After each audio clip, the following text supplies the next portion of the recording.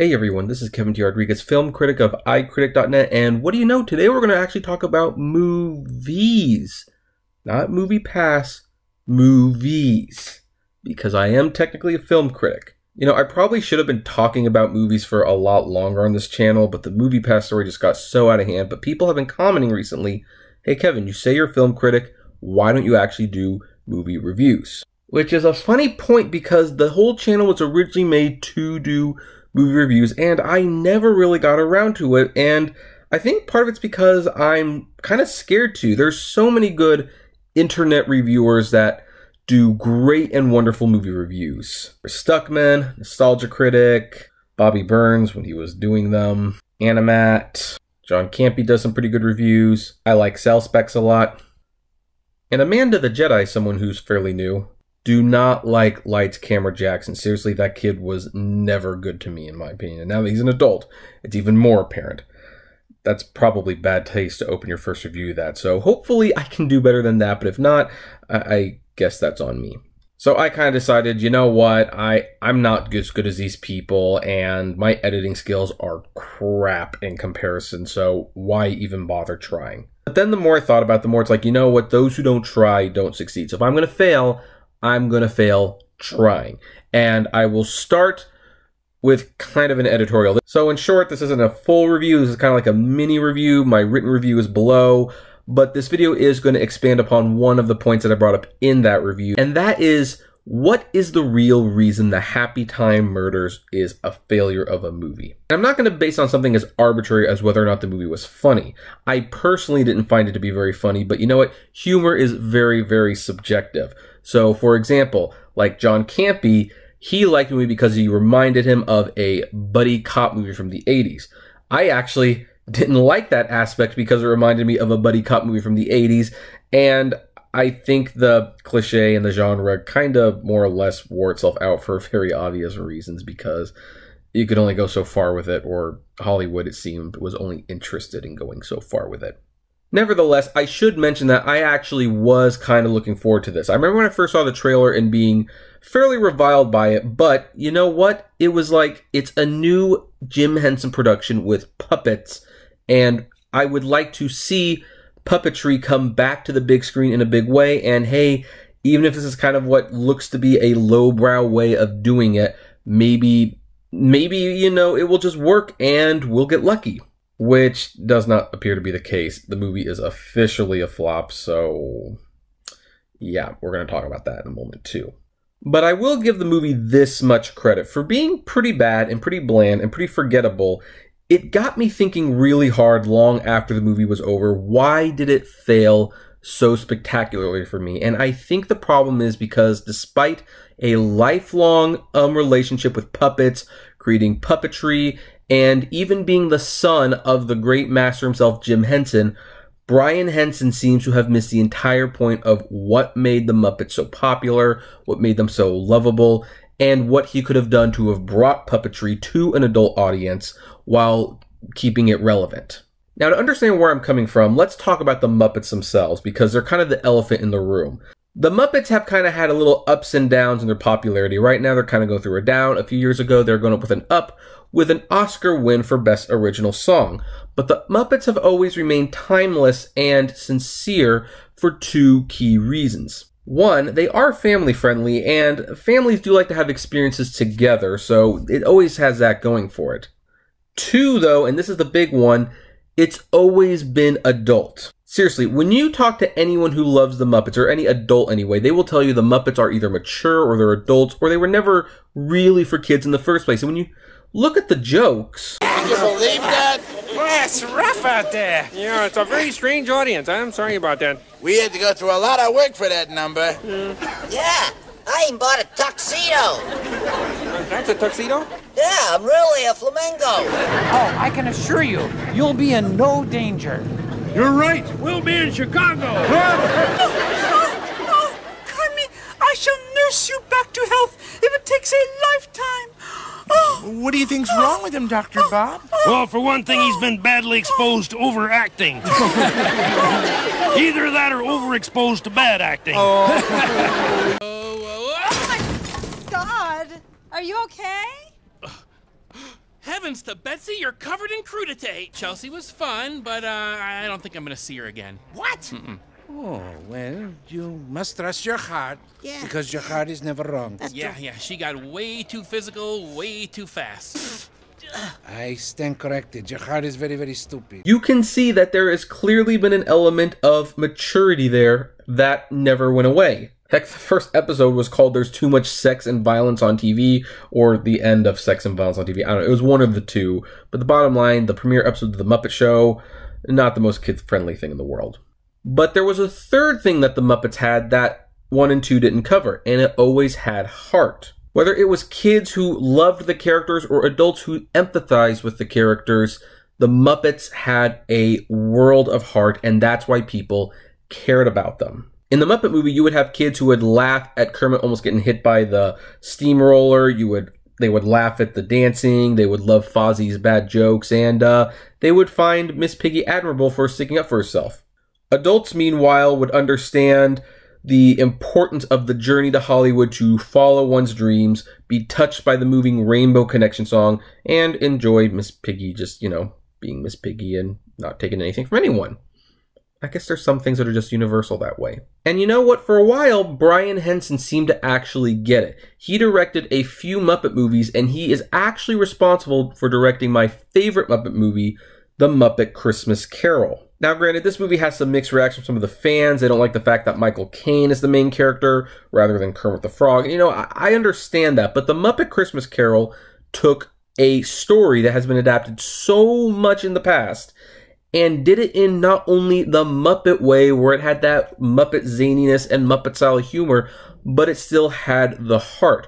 When Kermit as Bob Cratchit mourns for Tiny Tim, you feel it. You feel it just as much in this movie as you do the Alistair Sim movie, the George C. Scott adaptation, or the Patrick Stewart adaptation. And while I also personally think that Michael Caine was the best Scrooge I've ever seen, Brian Henson showed that he understood what the Muppets were and what made them special, and he should. He was Jim Henson's son. And yet, when I watch the Happytime Murders, I don't get a sense of respect for the legacy, or even so much as a reverence for the characters. Maybe because they aren't classic characters, I don't know. But the Happytime Murders is so juvenile. I mean, when you look at the Red Band trailer, they are emphasizing the cursing. They are emphasizing the attitude. They are emphasizing the silly stream that represents ejaculation, which I will also admit is probably one of the funniest scenes in the movie, although for reasons that I can't fully explain. I don't know why. One thing I noticed, though, is that they didn't make a Green Banner trailer. The trailer that has been shown ever since the beginning was always Red Band R-rated. They did not know how to sell this movie outside of the language and the raunchiness and the sex jokes, and I think that's a problem. Because when I watched the movie, it had a lot of swearing, it had a lot of sex jokes, it had a lot of violence, and yet the movie was really no different from any live-action movie that did this, only that it was with puppets. Happytime Murders went through cliches, it went through language, and it didn't seem to understand that there is a heart element missing to all of this. It came awfully close once, and this is where we're going to get to a little bit of spoiler territory. The main conflict is driven by the fact that the main character, Philip Phillips, who was the puppet cop, was on an assignment. He was the first puppet cop, and he was on an assignment, and his partner, Melissa McCarthy, was being held gunpoint by another puppet. He shot, he missed, and not only did he miss the target, he killed the father, an innocent puppet father of a little girl in the process, and Melissa McCarthy got hurt. All the while, she had to be taken to a puppet hospital, and even though the doctor didn't want to help her, Phillips basically held a gun and said, "You're going to save my friend or you're going to die trying." And the more I think about this, the more I realize this is probably the closest the movie comes to having heart, because McCarthy would go on to resent him and testify against him, saying he would not kill one of his own kind. And for a movie that kind of uses the puppets as an allegory for racism, that seems like a really weird place that you wouldn't go. Why isn't this delved into more? Why don't they expand upon this? Did he really have that feelings? Did he mess up on purpose? If he did he regret that? There was actually a gold mine in this one scene to make us really care for the characters. And yet we never quite get those scenes where we care about the characters. We just get more cursing, more sex, and because McCarthy is part puppet now, she's always snorting sugar like she's snorting cocaine, which I think that was funny at first, but then it stopped being funny after a while. Again, humor is subjective, but the thing is, if you have like a real heartwarming story and a real connection to the characters, it makes the humor better. Not so with the Happytime murders. They wasted all of this potential, and I just walked away feeling kind of sour.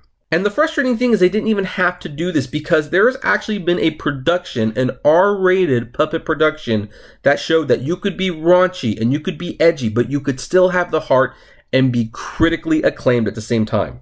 That production was a Broadway show called Avenue Q, which, like the Happytime Murders, featured puppets and humans interacting on stage.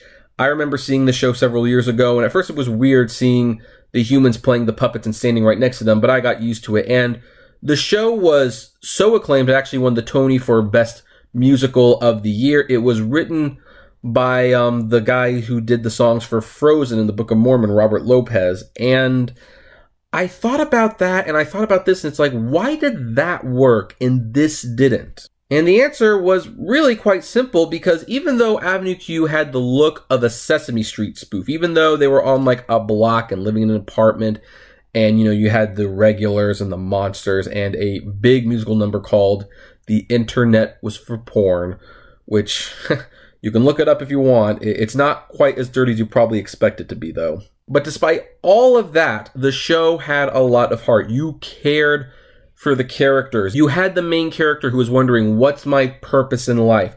The monster he's dating, Kate Monster, has had a rough go of life because people don't like that she's a monster, and she wants to open a school for monsters where they can feel included. And then you have Rod and Todd, who are obviously the Bert and Ernie spoof, but one of them actually is gay, but the other isn't and doesn't return the feelings. These are human emotions, human conflicts, and even though it's very satirical, and even the puppets curse and have sex, and it's very R-rated, and you shouldn't be taking your kids to see this, but even though it has all this edgy stuff, it still resonates on an emotional level, which is something the Happytime Murders never was able to accomplish, and only came close to doing once in a 90-minute movie.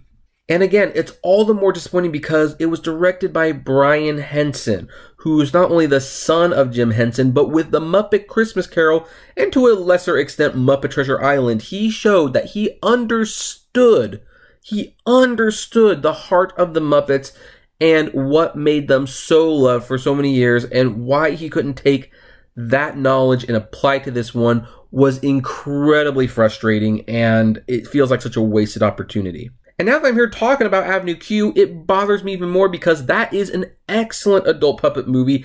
I think that would be a minor success at the box office, but because the Happytime Murders has been a huge flop, or maybe not a huge flop, but at least a little bit of a flop, I don't think we're ever going to get that movie adaptation, and that's a shame because, it closed on Broadway several years ago. It doesn't tour as much. I think a movie would benefit the longevity of it so that we can remember it, and it would be better in theaters because the actors can hide themselves properly. But the Happytime Murders failed. No one's going to be greenlighting any more R-rated puppet movies anytime soon. Which is a shame because I didn't necessarily need more R-rated puppet movies, but I wanted more puppet movies that, shall we say, I could enjoy. An adult could enjoy. They were made for adults, and heck, maybe even bring some puppet movies back for families to enjoy. Maybe some PG or PG-13 puppet movies. I would have loved to have seen those. Now I'm even concerned about what's the next Muppet movie going to be. Are we going to get a next Muppet movie? Because this kind of shows even more that people don't want to watch puppet movies anymore, so I don't know. But those are just my thoughts. What do you think? Do you agree with anything I say? Do you disagree? I would love to know. So comment below, like, favorite, share, subscribe. If you enjoyed this movie, consider becoming a Patreon member. It's totally optional, but even as little as $1 a month goes a long way to helping the channel run smoothly. Also, I have got rewards where if you want to request a certain rant, a certain topic, or a certain video review, I can do it at your request with the, right donation. And how did I do for my first video editorial? Would you like to see me do more of these? Would you like to see me move into reviews? I think it's a good time for you to kind of share how I did. I know it's not going to be great, but, you know, baby steps, right? Oh, and as always, flame responsibly. Have a good one. Print review for the Happytime is below. Spoiler, got 1 star.